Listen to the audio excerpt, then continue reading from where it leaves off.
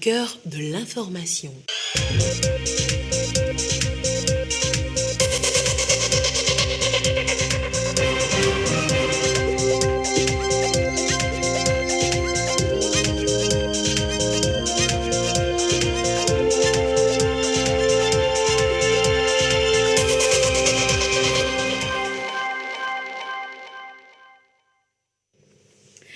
Heureuse de vous savoir au rendez-vous du journal sur la télévision togolaise. Madame, Monsieur, bonsoir et voici les titres de cette édition.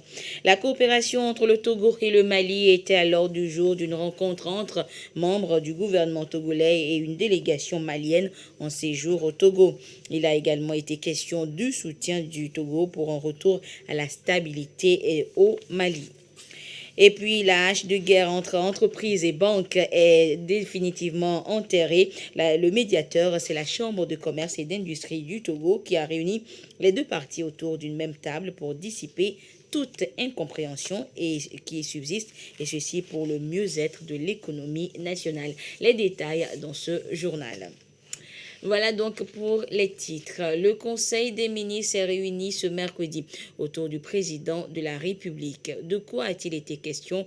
Le compte-rendu du Conseil avec le ministre des Droits de l'Homme, porte-parole du gouvernement, Christian Trimont. Communiqué du Conseil des ministres du 4 mai 2022. Le Conseil des ministres s'est réuni ce mercredi 4 mai 2022 sous la présidence de son Excellence, M. Faure Essozmna Gnassingbé, président de la République. Le Conseil a examiné 2 projets de loi et un projet de décret et écouté 3 communications. Au titre des avant-projets de loi, le Conseil a examiné et adopté en deuxième lecture l'avant-projet de loi portant interdiction de la mise au point, de la fabrication, du stockage et de l'emploi des armes chimiques et sur leur destruction. L'avant-projet de loi réglemente l'importation, l'exportation, la mise au point, la fabrication, le stockage et l'emploi des armes chimiques et leur destruction. Son adoption permettra au Togo de lutter efficacement contre la prolifération des armes chimiques, source de grave insécurité à l'égard des populations. Il permettra également de donner à l'autorité nationale pour l'interdiction des armes chimiques ANIAC les moyens nécessaires de réaliser pleinement les missions qui lui ont été assignées. Le Conseil des ministres a examiné et adopté l'avant-projet de loi autorisant la ratification du protocole additionnel portant amendement du préambule du protocole relatif à la Cour de justice de la Communauté économique des États de l'Afrique de l'Ouest CEDEAO, ainsi que de l'article 4, paragraphe 1 de la version anglaise du dit protocole. La Cour de justice de la CEDEAO a été créée en tant qu'organe principal judiciaire de la communauté. Le protocole relatif au fonctionnement de la Cour a été adopté en 1991. Il a été modifié par un protocole additionnel du 19 janvier 2005. L'avant-projet de loi vise à solliciter l'autorisation de ratifier ce protocole additionnel. Au titre des projets de décret, le Conseil a examiné en première lecture le projet de décret portant Code des marchés publics. Le texte fixe et précise les règles qui régissent la préparation, la passation, le contrôle, l'exécution et la régulation des marchés publics conclus par les autorités contratantes pour répondre à leurs besoins en matière de réalisation de travaux, d'acquisition de fournitures ou de prestation de services. S'inscrivant dans le cadre de la réforme du système des marchés publics et de délégation de services publics de notre pays, ce projet de décret vient renforcer le cadre juridique existant en prévoyant des dispositions innovantes permettant la réalisation rapide des divers projets engagés par les autorités contratantes en lien avec la feuille de route gouvernementale 2020-2025. L'étude de ce projet se poursuivra à l'occasion d'une prochaine réunion du Conseil des ministres. Au titre des communications, le Conseil a écouté une communication relative à la mise en place de cadres nationaux de concertation en alphabétisation et éducation non formelle et en genre et promotion de la femme. Cette communication a été présentée par le ministre de l'Action sociale, de l'alphabétisation et de la promotion de la femme. La création de ces cadres permettra au ministère d'animer des réflexions et des échanges avec l'ensemble des acteurs intervenant dans les domaines du genre et de l'alphabétisation afin d'intensifier les résultats déjà obtenus dans ces deux domaines. Suite à cette communication, le Conseil a recommandé que dans un premier temps, des concertations ad hoc soient organisées avant d'envisager une institutionnalisation. Le Conseil des ministres a ensuite écouté une communication relative au déroulement de la deuxième édition du marché international de l'artisanat du Togo, MIATO, présentée par le ministre délégué chargé de l'enseignement technique et de l'artisanat.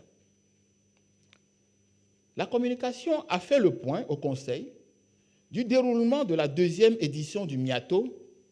Cette édition, qui s'est tenue dans le respect des mesures barrières, a connu la participation de 760 exposants du Togo et de 15 autres pays et 120 000 visiteurs.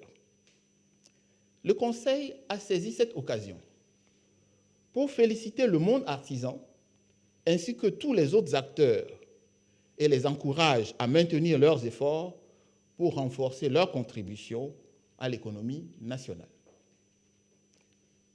Le Conseil a écouté une communication portant sur les résultats de l'approche contractuelle depuis le début de sa mise en œuvre jusqu'à fin mars 2022.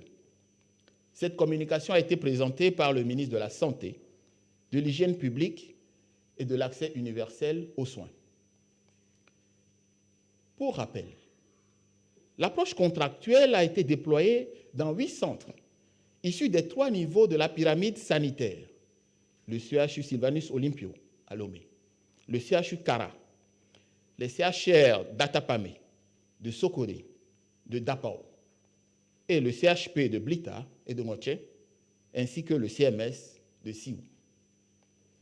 Cette approche a permis, entre autres, d'améliorer l'offre de soins aux populations à travers une croissance du taux de fréquentation, du nombre d'actes médicaux, d'une meilleure disponibilité des médicaments et une plus grande prise en charge des patients indigents. Par ailleurs, il a été constaté une amélioration de la situation financière des formations sanitaires concernées, permettant un réinvestissement des ressources dégagées au bénéfice de l'amélioration du plateau technique. L'ambition de la mise en œuvre de cette approche est d'assainir le cadre de gestion du secteur de la santé en vue de favoriser de nouveaux investissements et la mobilisation des partenaires techniques et financiers, ce qui permettra d'offrir une meilleure qualité de soins conformément aux ambitions de la feuille de route gouvernementale. Le Conseil s'est félicité des résultats obtenus et a instruit d'accélérer le processus d'évaluation externe de la démarche avant son extension. Fait à Lomé le 4 mai 2022, le Conseil des ministres. Et au terme du Conseil, le ministre a répondu aux préoccupations des journalistes présents, notamment sur le Code des marchés publics. Quelles sont alors les innovations apportées à ce test? Je vous propose un extrait de la réponse du porte-parole du gouvernement. Le nouveau test conforte l'institution, permet de soumettre l'ensemble des acteurs qui interviennent dans la procédure de passation, de contrôle, de suivi, d'exécution des marchés publics, aujourd'hui à une évaluation. Cette évaluation va permettre périodiquement de voir quelles sont leurs activités, quels sont les manquements, notamment ceux que vous avez évoqués, de regarder ce que l'autorité de régulation en pense, et puis d'adapter la formation à ces personnes-là correspondant aux manquements constatés. puisque par définition, les manquements sont dus parfois de l'ignorance, parfois une mauvaise lecture des textes, parfois une incompréhension également, et puis parfois à des vrais dysfonctionnements qui font l'objet d'une correction. Donc l'évaluation va permettre de faire un suivi constant, de sorte que les opérateurs économiques, nos compatriotes qui sont bénéficiaires des services qui sont prestés par ces opérateurs, soient satisfaits. Mais le code apporte également plusieurs innovations, notamment la dématérialisation, qui va accélérer la procédure de passation des marchés, réduire aussi les contacts physiques qui peuvent être source de diverses corruptions, d'intérêts, de conflits d'intérêts. Et tous les acteurs, depuis la personne responsable des marchés, les comités de marché qui sont dans les institutions, dans les ministères, dans les services, sont désormais soumis à la déclaration du patrimoine, à également une deuxième démarche qui est la déclaration d'absence de conflit d'intérêts. Pour chaque passation de marché, ils signeront un acte qui justifie qu'ils ne sont pas en conflit d'intérêts avec le marché passé. Vous suivrez donc l'intégralité de cette conférence de presse après compte rendu du Conseil des ministres à la fin donc de cette édition. Et toujours ce mercredi, sachez que le chef de l'État, Faure Ghassémna Gnassingbe, a reçu un émissaire du président de la transition du Mali, en la personne du ministre malien donc des Affaires étrangères et de la coopération, Abdoulaye Diop. Le chef de la diplomatie malienne était porteur d'un message de son président Assimi Goïta au chef de l'État togolais. Le président de la République, il faut le rappeler, s'investit pour la stabilité, la paix et le retour à l'ordre constitutionnel normal au Mali. Et dès le début de la crise malienne, le chef de l'État s'est fortement impliqué pour une résolution par le dialogue et la concertation entre les acteurs politiques de ce pays frère, confronté également à l'insécurité permanente avec des attaques terroristes, tout comme certains pays de la sous-région. Le président de la République est régulièrement consulté également en vue d'une issue heureuse des transitions politiques et d'une synergie d'action dans la lutte contre le terrorisme pour la stabilisation de la sous-région. Et justement, M. Abdoulaye Diop est à la tête d'une délégation qui séjourne depuis hier à Lomé, et ce mercredi, la délégation justement et les membres du gouvernement togolais ont eu une rencontre à l'ordre du jour, le renforcement de la coopération entre les deux pays. Et la délégation est également venue saluer les actions du Togo en faveur de la stabilité au Mali. Et elle veut compter sur le Togo pour un retour rapide à l'ordre normal, à l'ordre constitutionnel dans le pays. Le compte rendu de cette rencontre avec Ekwe Salah. Le Mali veut compter sur le Togo pour relever les défis économiques auxquels il fait face depuis les sanctions de la CEDEAO. Sujet évoqué à cette rencontre avec les membres du gouvernement. La délégation malienne conduite par Abdoulaye Diop, chef de la diplomatie malienne, sollicite l'accompagnement du gouvernement togolais pour une sortie de crise et un retour rapide à la normale. Nous sommes ici aujourd'hui dans un contexte particulier dans lequel nous voudrions pouvoir encourager ces efforts que le Togo continue à déployer et que le Togo puisse aussi faciliter le dialogue avec les autres pays voisins, avec l'ensemble des États de la communauté économique des États de l'Afrique de l'Ouest CEDEAO, avec l'UEMOA, avec l'ensemble de la communauté internationale pour faire en sorte que notre région puisse sortir grandie de cette situation, mais aussi travailler ensemble pour renforcer nos liens économique. Démarche saluée par la partie togolaise. Le Togo, déjà engagé dans la lutte antiterroriste et l'extrémisme violent en Afrique de l'Ouest et au Sahel, réitère son engagement pour la paix et la sécurité dans la région. Les deux pays vont davantage renforcer leur coopération afin de baliser la voie pour une intégration régionale réussie. En ce sens, nous pouvons capitaliser sur la convergence de nos deux gouvernements pour initier des accords et projets de coopération dans tous les domaines d'intérêt commun. Sur le plan économique et commercial, les secteurs privés de nos deux pays devront être appelés à jouer un rôle primordial dans la mise en place de ces projets de coopération. Dans ce cadre, nous pourrons faciliter l'établissement des partenariats entre les organisations professionnelles des hommes et femmes d'affaires de nos deux pays. Depuis janvier 2022, le Mali vit sous les sanctions économiques de la CEDEAO. Motif, l'institution sous-régionale exige un retour rapide à l'ordre constitutionnel. En avril dernier, le Mali a ramené la durée de la transition à 2 ans. La CEDEAO propose quant à elle un délai de 12 ou 16 mois pour aller au scrutin. Et juste après, la délégation malienne était face aux journalistes dans l'après-midi, conduite par Abdoulaye Diop. Abdoulaye Diop, ministre malien des Affaires étrangères. La délégation a fait le point aux journalistes de son séjour à Lomé. Un séjour pour surtout solliciter l'appui du Togo dans la résolution de la crise malienne. Le compte-rendu de ce point de presse avec Christine Pétieki-Alodé. La situation sécuritaire au Mali, les menaces djihadistes et les difficultés économiques. Des défis perpétuels auxquels s'ajoute depuis 2020 une crise sociopolitique.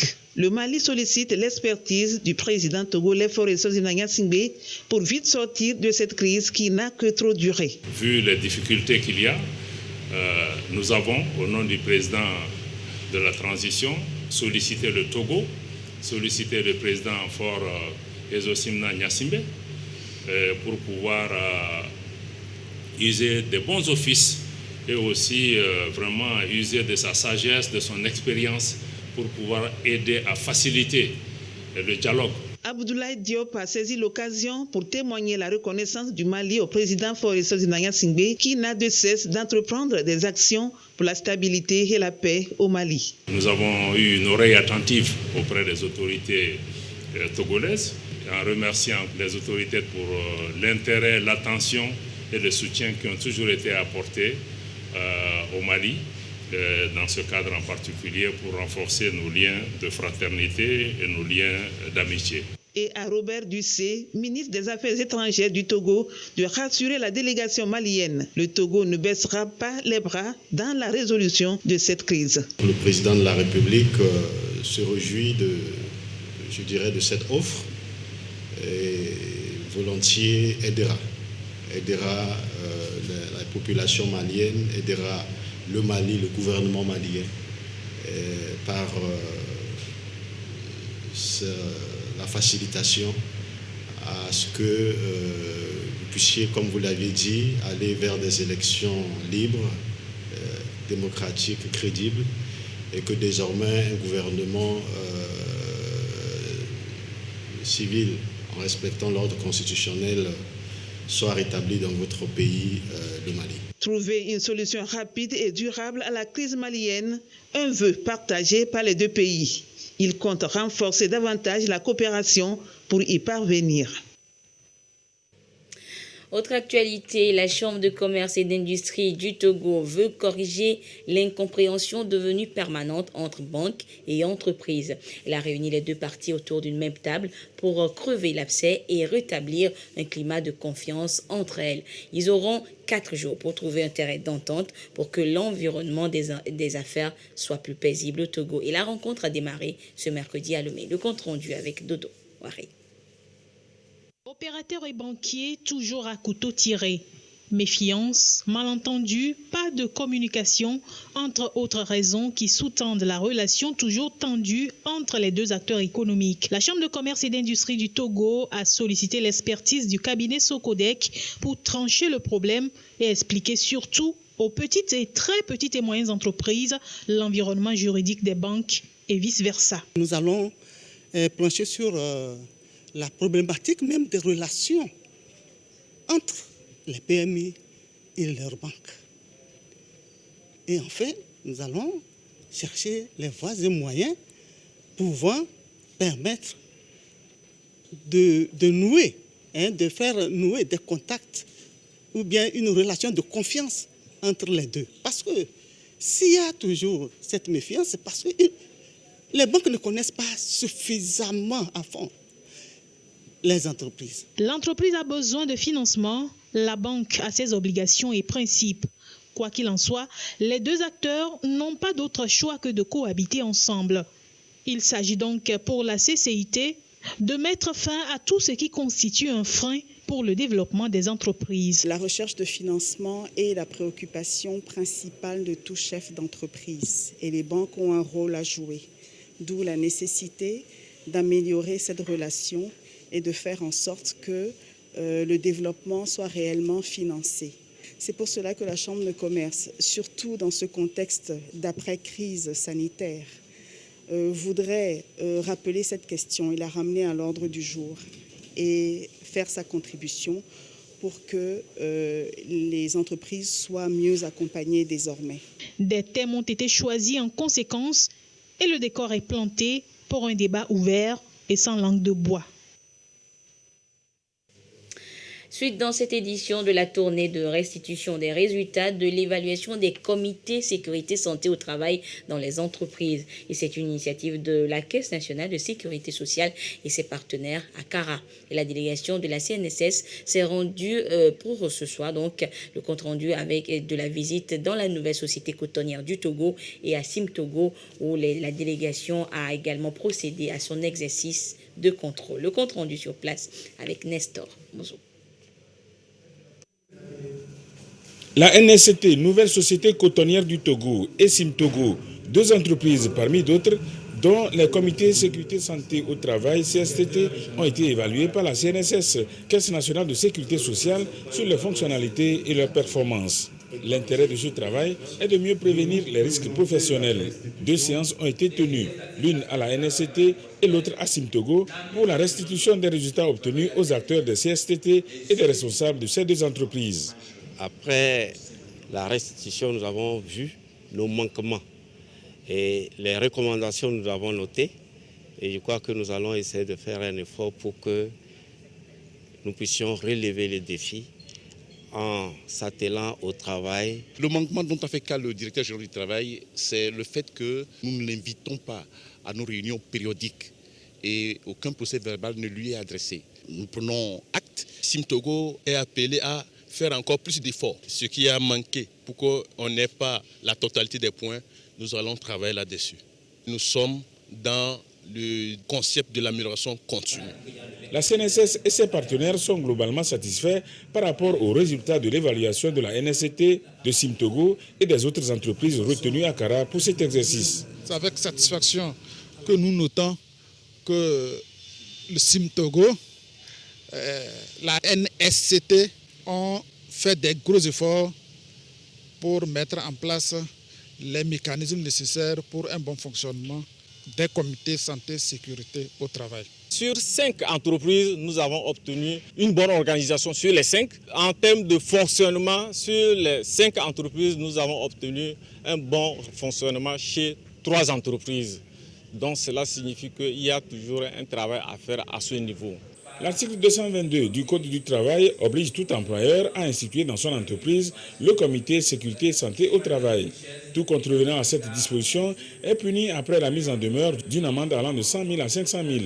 En cas de récidive, de 500 000 à 2 millions selon l'article 344, paragraphe C du Code du travail.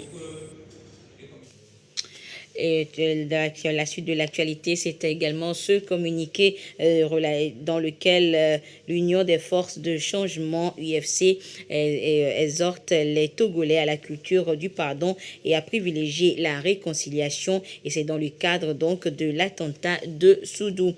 Pour les responsables de l'UFC, je cite, « Nous devons tous œuvrer à faire du Togo un pays de dialogue, d'entente, un pays développé et réconcilié avec lui-même. » Hors du Togo, l'actualité est également marquée par cette annonce ce mercredi par le procureur général de la Guinée qui annonce donc des poursuites contre l'ex-président Alpha Condé et 26 anciens responsables sous sa présidence. Ils sont notamment accusés d'assassinat, d'actes de torture et d'enlèvement. 46 candidats indépendants sont en lice pour la présidentielle au Kenya. Parmi eux, des anciens pasteurs, des artistes, des gouverneurs, des sénateurs et des représentants de femmes, entre autres. Regardez. Au Kenya, 46 candidats à la présidence ont été autorisés à se présenter en tant qu'indépendants, a annoncé le responsable du registre des partis politiques, Anne Deritu. Au total, 7212 candidats indépendants seront présents pour les élections générales du 9 août, dépassant largement les 4000 candidatures de 2017. Déjà présents lors des précédentes élections, Nazlin Omar, Nixon Kukubo et Mutiora Kariara sont de nouveaux candidats et seront entre autres opposés à l'artiste Reuben Kigame, à l'ancien modérateur de l'église presbytérienne David Guiti et Grita Mutoni. Parmi les autres candidatures indépendantes, des gouverneurs, des sénateurs, des représentants des femmes ainsi que des membres de l'Assemblée nationale et d'Assemblée départementale. Le mouvement démocrate orange de l'ancien Premier ministre Raila Odinga a déjà reçu le soutien du président Uhuru Kenyatta et devra faire face à l'Alliance démocratique unie, le parti de l'actuel Premier ministre William Ruto. Le pays est régulièrement en proie à des vagues de violence après l'annonce des résultats des élections générales, en partie liées à la contestation des scores. En 2017, plusieurs dizaines de personnes avaient été tuées dans des affrontements. Et lors des élections précédentes, des conflits ethniques avaient fait plus de 1200 victimes à travers le pays. Au Burkina Faso, 8 mineurs sont coincés dans une mine de zinc inondée depuis 2 semaines. Leurs familles mobilisent les moyens disponibles pour sauver les sinistrés qu'elles espèrent toujours en vie. C'est une véritable course contre la montre qui est engagée. C'est une véritable course contre la montre qui s'est engagée à la mine de zinc de Perkoa au Burkina Faso. 8 mineurs, 6 Burkinabés, un Zambien et un Tanzanien sont coincés sous terre depuis 2 semaines. C'est après une alerte d'évacuation suite à de fortes pluies et l'inondation du site que leur absence a été constatée et qu'une opération de sauvetage a été lancée. Depuis, sapeurs-pompiers et génie militaires sont à l'œuvre pour pomper la grande quantité d'eau qui a envahi la mine. À l'extérieur, l'inquiétude des proches s'intensifie chaque jour un peu plus. Des proches qui regrettent que les autorités ne leur fournissent aucune information sur l'avancée des recherches ni sur les chances de retrouver les mineurs vivants. Les familles de 6 d'entre eux ont porté plainte contre X pour tentative d'homicide involontaire, mise en danger de la vie d'autrui et non-assistance à personne en danger.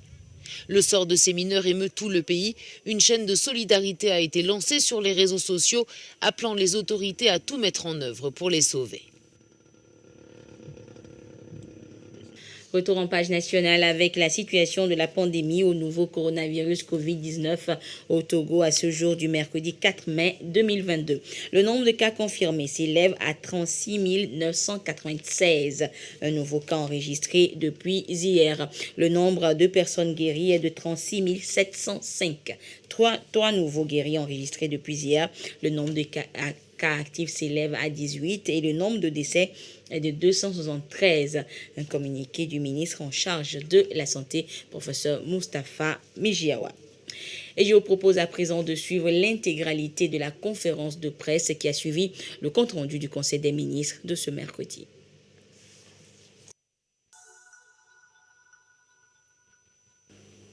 Je suis Lorenzo Keleki, directeur des publications du journal Atopani. Et j'ai une question liée au projet de décret portant Code des marchés publics. On constate que le gouvernement fait beaucoup d'efforts pour assainir la commande publique. Mais cependant, plusieurs décisions relèvent des dysfonctionnements. Et quelles sont les mesures dans le nouveau Code des marchés publics que le gouvernement prévoit pour corriger ce manquement?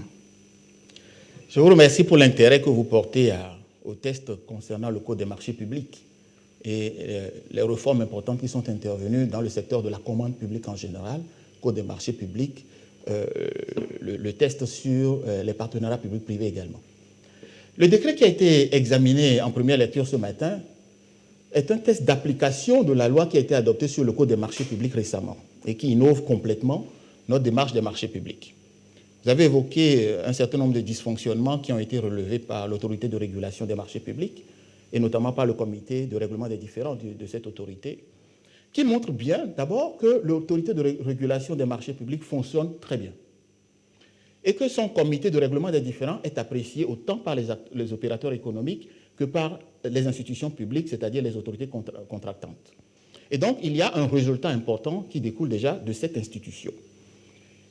Le nouveau test conforte l'institution, permet de soumettre l'ensemble des acteurs qui interviennent dans la procédure de passation, de contrôle, de suivi, d'exécution des marchés publics, aujourd'hui à une évaluation.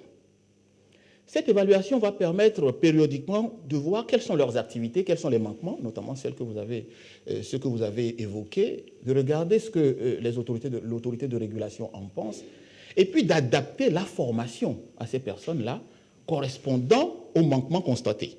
Puisque par définition, les manquements sont dus parfois de l'ignorance, parfois une mauvaise lecture des textes, parfois une incompréhension également, et puis parfois à des vrais dysfonctionnements qui font l'objet d'une correction. Donc l'évaluation va permettre de faire un suivi constant, de sorte que les opérateurs économiques, nos compatriotes qui sont bénéficiaires des services qui sont prestés par ces opérateurs, soient satisfaits. Mais le code apporte également plusieurs innovations, notamment la dématérialisation, qui va accélérer la procédure de passation des marchés, réduire aussi les contacts physiques qui peuvent être source de diverses corruptions, de conflits d'intérêts.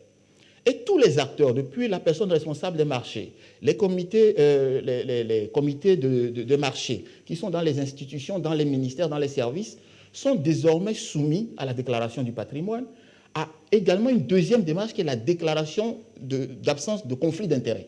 Pour chaque passation de marché, ils signeront un acte qui justifie qu'ils ne sont pas en conflit d'intérêts avec le marché passé. Donc on va pouvoir réduire, si vous voulez, les espaces qui sont des espaces éventuellement de dysfonctionnement qu'on pourrait constater. Et on accélère les procédures. Le Code divise aujourd'hui le temps de procédure par deux. Il était évalué à peu près à 180 jours pour un marché classique simple. Aujourd'hui, on le réduit au maximum à 90 jours. Donc il peut être inférieur à 90 jours, il ne devrait pas dépasser 90 jours. Donc on espère qu'il y a d'autres innovations. Les formes contractuelles ont été modifiées aujourd'hui. Il y a une réserve de marché qui sont faites aux jeunes, aux femmes, aux handicapés, aux artisans, et à différents secteurs de notre économie. Donc tous ces avantages-là cumulés devront permettre d'accélérer, si vous voulez, le processus de passation des marchés, une meilleure consommation des crédits qui sont mis à disposition, et puis surtout de corriger au fur et à mesure les dysfonctionnements de sorte qu'on ne les garde pas dans le temps. La seconde question est liée à la contractualisation des hôpitaux. Quel est le bilan concret que le gouvernement fait par rapport à ce projet ? Alors, cette contractualisation a commencé à partir de 2017, donc aujourd'hui on est à peu près à 5 ans de sa mise en œuvre.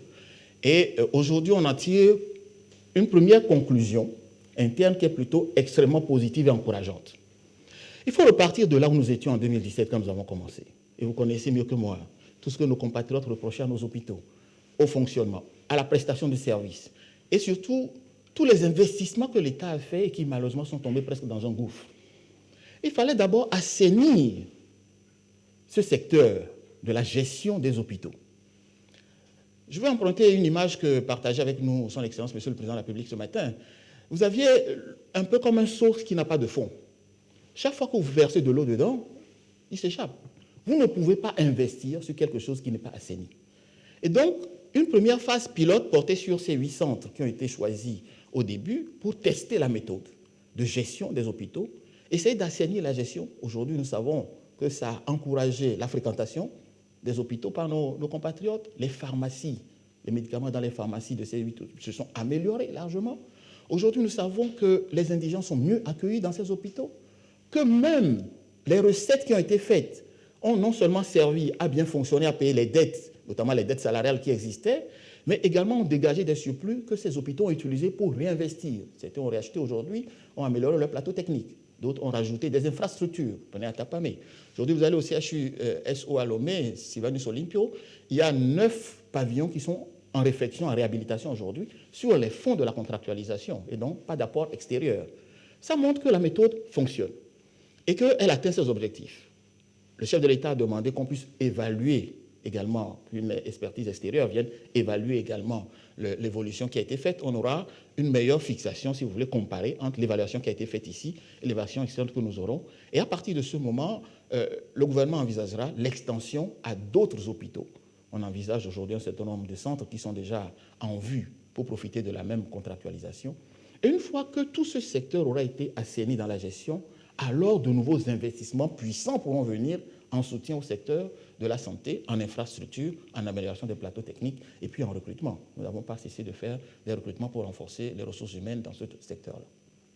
Justement, parlant d'amélioration du plateau technique, et à ce jour, Monsieur le ministre, vu que le projet pilote concerne certains hôpitaux, qu'est-ce que le gouvernement fait pour doter ces centres de santé du scanner, par exemple?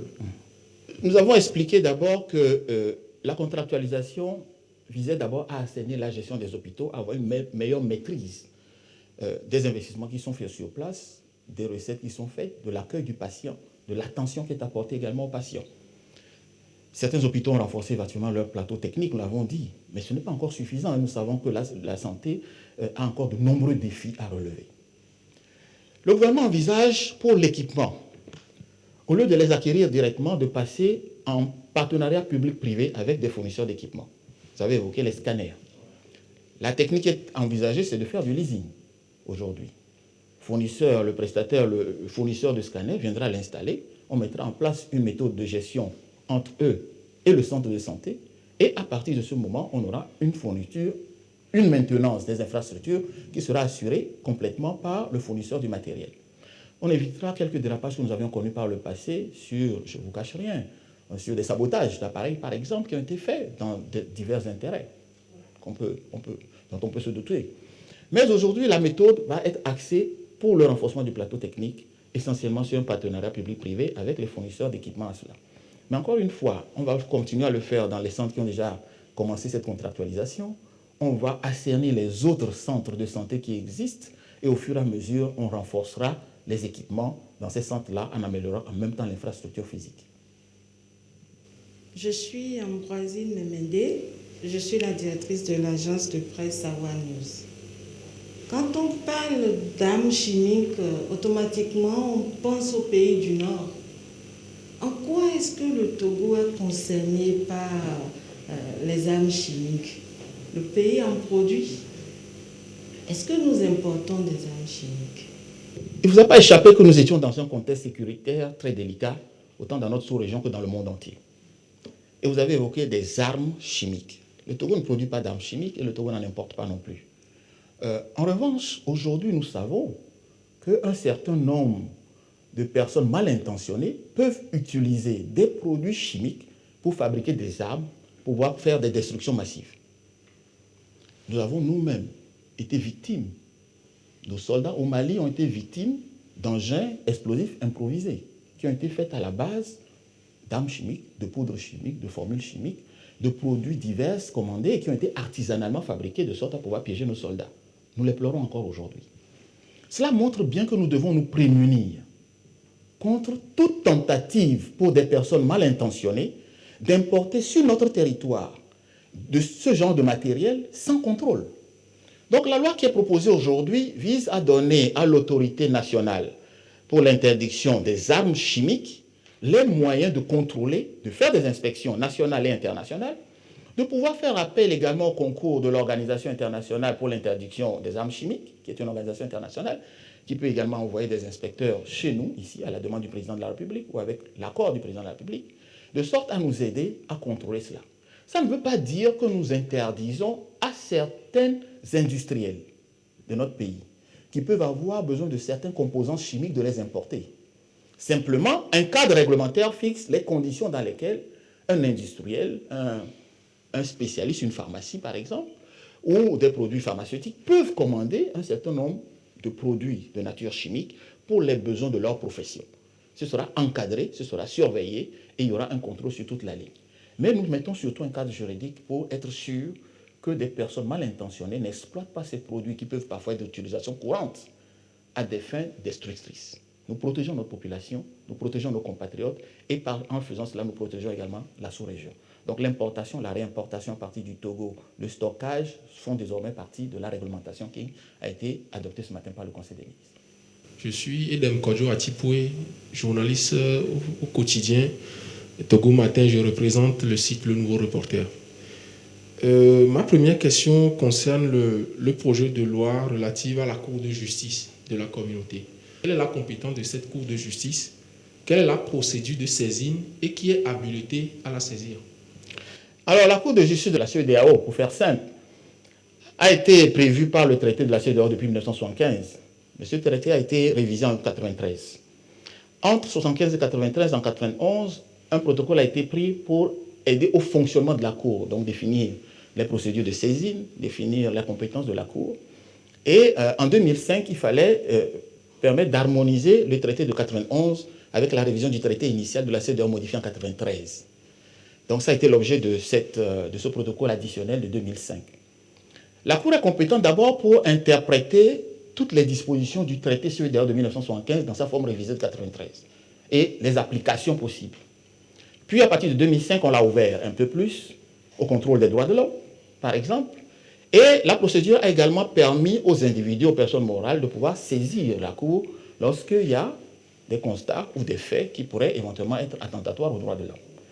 Donc la Cour, sa compétence a été élargie, mais également les personnes qui pouvaient la saisir. Initialement, seuls les États pouvaient le faire, ou les instances de la communauté, la conférence des chefs d'État. Aujourd'hui, ça s'appelle commission, mais avant, ça s'appelait secrétariat d'État, et secrétariat exécutif. Et puis les autres instances de la communauté. Depuis 2005, que ce protocole a été adopté, on a encore un peu plus ouvert aux personnes morales et aux personnes physiques qui peuvent éventuellement avoir des raisons de saisir la Cour pour des motifs divers liés à l'application des droits de l'homme dans leur pays. Donc, cette modification de 2005, depuis 2005, effectivement, jusqu'à maintenant, a été appliquée de manière provisoire. Et 6 États sur 15 ont déjà ratifié le protocole. Et notamment, le Togo a commencé dans sa démarche qualitative sur les droits de l'homme que nous avions engagée sous l'autorité de son Excellence, Monsieur le Président de la République. Nous avons voulu également participer à cette démarche collective pour pouvoir aller jusqu'à la ratification de ce traité. Donc, c'est, si vous voulez, l'objet principal de la demande de ce matin qui a été faite à travers ce protocole et qui sera soumis à l'Assemblée nationale pour examen. Alors, parlons justement de l'implication du gouvernement togolais. Et quels sont les changements qui seront introduits par rapport à ce protocole additionnel? Alors, une procédure de ratification ne peut pas modifier le texte, puisque c'est un traité est un accord qui est conclu entre plusieurs États. Donc, un pays ne peut pas le modifier tout seul. L'Assemblée nationale l'examinera. Si ça lui agrée, elle donnera l'autorisation au gouvernement d'aller ratifier le document. Et donc, à ce moment, on déposera ce qu'on appelle les instruments de ratification, le décret du président de la République et un certain nombre d'actes que le ministère des Affaires étrangères va faire. Monsieur le ministre, que retenir de la deuxième édition du marché international de l'artisanat en termes de mobilisation? Alors, dans une période comme celle que nous traversons de Covid, et avec toutes les mesures barrières, les difficultés de voyage qu'on connaît à l'international aujourd'hui, je crois que notre pays a de grandes raisons d'être fier de ses artisans. Le marché, cette seconde édition du marché international de l'artisanat au Togo, est un véritable succès, il faut le dire. Plus de 760 exposants venus de 15 pays dans un contexte actuel, avec le respect strict des mesures barrières. Ce marché est clôturé. Nous n'avons toujours pas un accroissement spécial de nos cas de Covid liés à ce marché. Donc les mesures barrières ont été respectées et nous applaudissons pour cela l'ensemble de nos compatriotes et en particulier les artisans de notre pays. Il y a eu plus de 120 000 visiteurs dans les stands. Ça montre l'intérêt de nos compatriotes et l'intérêt de tous ceux qui vivent au Togo à ce marché de l'artisanat. Alors vous avez demandé quelles sont les retombées. Le marché vient de se clôturer, il est encore très tôt pour tirer, si vous voulez, de grandes conclusions sur l'aspect économique. Mais à court terme, immédiatement, on voit l'intérêt marqué, 120 000 visiteurs qui ont acheté des choses à nos artisans. Ça voudrait dire que l'artisanat togolais a de l'intérêt et qu'il est intéressant de l'acheter, qu'il attire du monde également, mais également tous les autres exposants des autres pays qui sont venus également. L'objectif du gouvernement en encourageant ce MIATO, c'était de permettre à nos artisans de côtoyer des artisans d'autres pays, de se créer de nouveaux amis, de nouveaux partenaires professionnels, et puis d'ouvrir leur horizon sur l'international. Il nous semble qu'aujourd'hui, nous pouvons nous féliciter de cet objectif, puisque un certain nombre de nos compatriotes ont pu avoir de nouveaux contacts avec ceux qui étaient là, venant des pays amis, et pourront continuer, si vous voulez, les échanges à l'issue de cela. Et puis, à moyen terme, on appréciera quel est l'impact comparatif que cela a eu sur nos artisans, puisque côtoyer des autres venant d'ailleurs devrait vous faire grandir et de vous révéler aussi vos insuffisances. Donc nous espérons, dans les jours, dans les mois et dans les années à venir, voir comment nos artisans vont tirer le maximum de cela.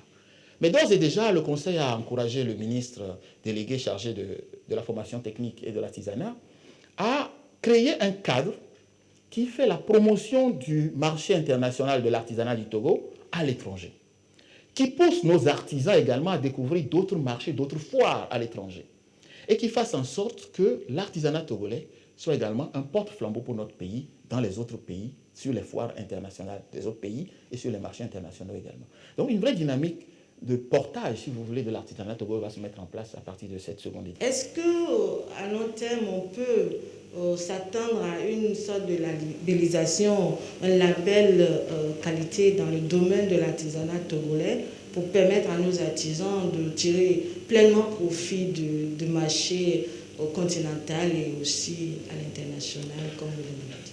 Le ministère des enseignements primaires, secondaires, chargé de l'enseignement technique et de l'artisanat, le ministère du Commerce, travaille sur non seulement la labellisation, mais également tout ce qui est appellation contrôlée, appellation d'origine, pour que nos pays, nos produits, les produits du Togo, ce que nous appelons, nous encourageons à la consommation locale, que ces produits puissent être connus dans les pays étrangers et sur les marchés internationaux. Et donc, naturellement, avec les efforts de protection qui doivent aller avec, puisque nos artisans inventent des choses, ils ont une propriété intellectuelle à sauvegarder, le gouvernement les accompagnera dans cette démarche, les labels seront faits, les appellations contrôlées, les appellations d'origine également, et une série d'autres labels qui sont internationalement reconnus également sont en train d'être étudiés avec les deux ministères, de sorte à pouvoir encadrer, encourager et soutenir nos artisans. Donc on comprend également que le gouvernement permettra ou encouragera les artisans à sortir complètement de l'informel. Aujourd'hui, vous avez vu le travail important que fait le ministère de l'inclusion financière du secteur informel. L'idée, c'est véritablement de leur donner une forme légale qui sorte du secteur informel, qui soient eux-mêmes créateurs d'emplois et producteurs. Et donc, pour nous, l'artisanat, c'est un levier qui s'inscrit dans l'axe 2 du gouvernement, totalement. La création d'emplois, la création de la richesse.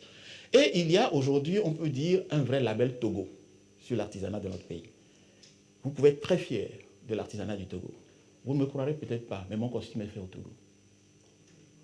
Par des artisans togolais. Concernant l'alphabétisation et le genre. Alors, dites-nous, quel est à ce jour l'impact de ce programme sur le quotidien de ces personnes alphabétisées, surtout en termes de gestion de leurs activités économiques? Aujourd'hui, en alliant l'ensemble des programmes que nous avions, autant sur la finance inclusive, sur le secteur informel, naturellement, on s'est rendu compte qu'il fallait adosser à ces coups de pouce économiques la lecture, l'écriture, la possibilité de pouvoir compter. Quand on parle d'alphabétisation, on parle à peu près de ces basiques. Et donc aujourd'hui, nous avions, il y a des statistiques, vous me permettez de ne pas donner les chiffres, mais il y a de grandes statistiques qui montrent l'évolution de ce programme. Et l'objet de la communication visait à étendre la concertation de tous les acteurs, de sorte à ce qu'on puisse également étendre plus les programmes d'alphabétisation et de promotion du genre. Les adosser systématiquement à toutes les activités de promotion sociale qui sont faites, mais également des activités de promotion économique qui sont faites. De sorte qu'on ait à la fois un entrepreneur qui est en train de naître et un entrepreneur qui sait lire, écrire et compter. Parce qu'aujourd'hui, pour faire des affaires, vous devez au moins avoir ces trois petits éléments de base. Donc c'est l'un des points clés de la politique sociale du gouvernement qui intègre l'axe numéro 1 sur l'inclusion sociale. Aujourd'hui, nous sommes à l'ère de la digitalisation. Est-ce que cela impacte les modules de formation envers ces alphabétisés? Alors pour l'instant, le ministère n'a pas encore développé un programme d'alphabétisation basé sur la digitalisation. Mais il me semble que vous donnez une excellente idée. Et que probablement dans cette concertation avec les acteurs que le gouvernement encourage, ce programme d'alphabétisation par la digitalisation pourrait éventuellement être développé. Si aujourd'hui on peut dire que le processus d'attribution des marchés publics est assez transparent, si oui, quelle garantie de transparence? Je voudrais vous assurer, le processus d'attribution des marchés publics est transparent. Et ce qui est très important, si vous voulez, dans toutes les règles de passation des marchés, c'est surtout de pouvoir disposer d'un organe de recours lorsque vous avez des raisons de douter de la transparence. Votre confrère évoquait en début l'autorité de régulation des marchés publics et le comité de règlement des différends, qui font un travail formidable. Ça veut dire qu'aujourd'hui, nous avons au moins des organes qui sont capables, une petite police des marchés publics, si vous voulez, de surveiller la transparence et de pouvoir éventuellement siffler pénalty lorsqu'ils constatent que des règles ne sont pas transparentes ou que des pratiques ne sont pas transparentes. Puis aujourd'hui, vous avez la répression qui est possible par les tribunaux. Il faut que tout le monde le sache. Une violation des règles de passation des marchés, aujourd'hui, peut vous envoyer en prison. Donc il faut l'intégrer désormais à cela. Nos compatriotes sont intéressés à tous ces mécanismes de régulation et il me semble qu'il est important que chacun sache à quoi s'en tenir.